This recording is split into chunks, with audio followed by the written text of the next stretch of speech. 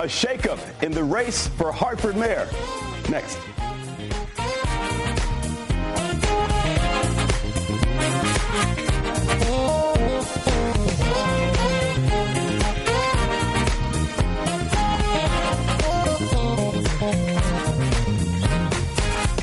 Welcome to the Stan Simpson Show, a program about Connecticut people and compelling issues. Make it a point to drop in every week, folks. It was shaping up to be an interesting race for Hartford mayor. Shawn Wooten, a child of North Hartford and now a law partner at Dave Pitney, was considered the biggest threat to unseat Pedro Segarra. Segarra came into office, you'll remember, as a result of the corruption conviction of Eddie Perez. But Wooten recently and abruptly dropped out of the race, saying he would run for city council instead. Insiders are shaking their heads, insisting that a deal must have been struck. Today, we talk with former City Councilman John Connelly, a lawyer in the city, about Wooten's odd maneuver and what it means for Hartford's political landscape. Then we'll wrap things up with some sports chatter with WTIC AM Scott Gray. Derek Jeter closes in on 3,000 hits. Roger Clemens could go to prison, and Jim Calhoun still has not given the thumbs up on coming back to coach the UConn men's basketball team. But first, score one for Pedro Segarra. John Connelly, former city councilman, lawyer in the city, new dad, 3-month-old Ella Barbara Connelly. Is that correct? Yes. Congratulations. Thank you very much. All Thank right. you. That's the most important thing we'll say during this entire show. How happy I am and how lucky I am to have that little girl. Fatherhood is a good thing. So it is, as I said to you earlier off camera, I finally understand the phrase that the children are a blessing. Politics is just sport. Real life is being a dad, right? Yes, absolutely. All right, absolutely. Listen, big implosion here, Hartford politics. Everyone's keeping an eye on Shawn Wooten, the up-and-coming guy, North Hartford, law partner, presents well, good living, good vision, and all of a sudden he drops out of the race. He was a leading, not the vote getter, but leading raiser of money, right? Yep. Everyone thought this was the guy. He drops out. How surprised were you? I will tell you, I was surprised. I did get some information the day before the meeting between the two, so I wasn't shocked. But I've known Shawn for many years. He's a neighbor of mine. I've known him back when he was with an earlier mayoral administration.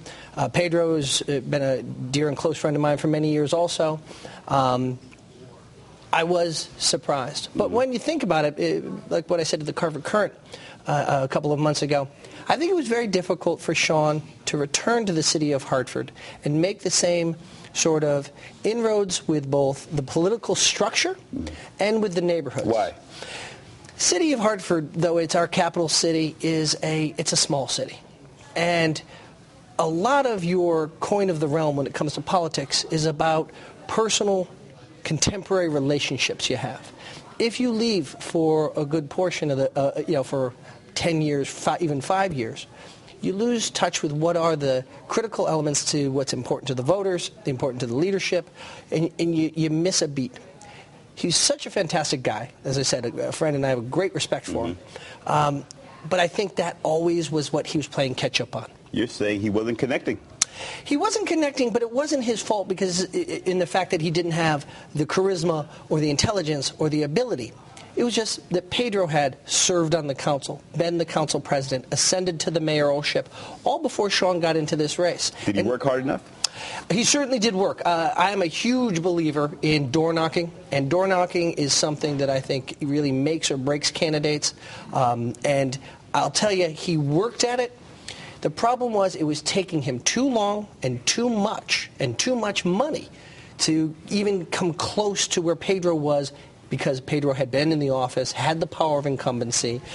And let's be honest here, Eddie had damaged the office. And Eddie Perez had so damaged the office by his prosecution and some of his alienation of people over the years that Pedro and his manner, this softer manner, coalition building, consensus building, was resonating with people a lot. I've heard it before. Let's listen to Pedro, his thoughts on this whole thing, and then talk to you.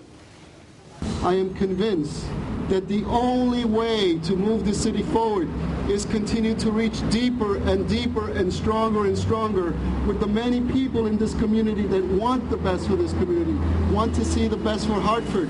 And the only way to face these incredible challenges is to work together, to respect one another, and to allow each other an opportunity for participation. From an ego standpoint with Sean Wooden, how much of an ego bruiser is this? Because when you come down to this, he doesn't stop this race if he doesn't feel he has the votes, right? He at some point say, you know what, I don't have the votes to make it through this convention. I may not have the votes in the primary. I can't win.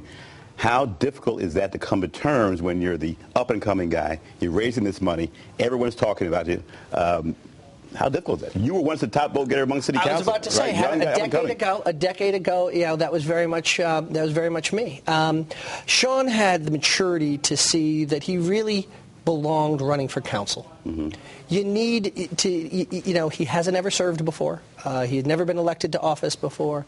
You need to spend some time in the trenches, learning the issues, learning the neighborhoods, learning the people, and that was something that I think was much more natural and much more organic towards his future. Jumping straight from I'm back in town for a couple of years and now I'm going to be made mayor, I think, unfortunately, he didn't mean it this way, but rubbed a lot of people the wrong way. Well, does it call to question his judgment? Because one could argue that once you jump into the race, even if you're green or you're getting reconnected, once you're in there, once you raise money, once you've made promises, you fight to the finish. That Sean wouldn't quit. And will people see him as a quitter down the road? I see, from the other side of that coin, there is why throw good money, good intentions, good support after bad. Why not fight? Well, I mean, Hartford is a city, you know what I do, that folks for the most part don't come out to vote maybe 25, 30% any given year, right? Mm-hmm. Why not fight for those folks who don't come out to vote and push through?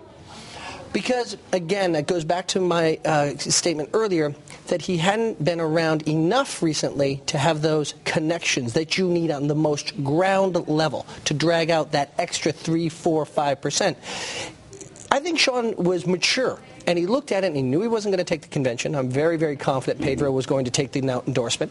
Then he was going to face a very difficult primary race, and he decided, I'm not going to put my supporters or the city through that. I think that my best addition, my best contribution to the city was that if I serve on the council and learn there what the issues are before maybe someday in the future running for mayor. Council seat no given either, right? No. And truth be told, some folks are sort of glad that he had to sort of come up, and some folks wanted to see him humbled a bit. Fair to say? Absolutely. Again, I've been in that position in politics in this city. The young upstart. Yes. I've been there. I've run a primary myself, and it is it's a grueling process.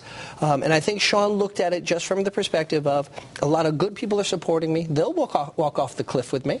But why do I want to do it to them if I know I can't get the nomination, if I know the primary is going to be such a difficult fight? Why don't I set my sights to where they maybe should have been from the very beginning? And you say that's a mistake of judgment. Well, it may not, I'm saying, well, some question. I'm not saying. I'm saying, well, some say, hey, you know what?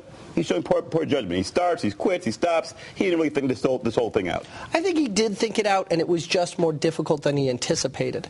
Politics is that way. It can often look easier once you get in there. But you know what? I give him great credit for not walking away. For not saying, well, if I'm not going to be the mayor, then I'm taking my ball, my intelligence, my experience, my connections, I'm walking away and I'm not going to serve the city. What he said is, I'm going to double down. Yes, I have to eat my humble pie and I'm not going to be the mayor, and I admit that, and I'm here. But you know what I'm going to do? I'm still going to serve.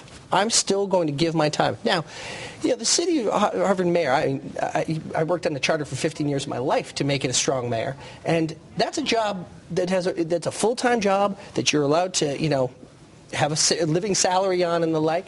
Council is, I will tell you from being on the council, just as much work for none of the pay. Right. And if he's willing to put his time, effort, be away from his children, away from his wife, away from his home, and serve on the council, then that's something that's respectable. That's something that shows that his pride did not go with before the fall, that he's willing to work. We're going to extend this segment here. We blew through our time. We'll extend it because good conversation. I want to talk about the pool of candidates. I saw them at the Hartford Club. They had a debate, or at least a conversation, one debate. And got to be honest with you, my first impression was it was an exceptionally weak pool of candidates. Why? And first of all, am I off base saying that? First of all, what office are you talking about? City council? Mayor. Or mayor? Mayor, I don't think it's exceptionally poor. Ed Vargas has served many different communities in many different matters. Sean, I think, is an exceptionally good candidate. I think Pedro really is a man who's grown every month that he has been mayor, and I think he deserves the accolades he's received. Have others said that to you, though? Have others said to you, I'm not really impressed with these guys? 15 seconds? I have heard many questions and arrows cast, but having been an ex-politician, that's the name of the game. All right, hang tight there, John Kelly. When we come back, folks, we'll continue our discussion about politics in the capital city. Remember to catch the show 24/7 at ctnow.com/Stan. Follow us on Facebook, Twitter, too.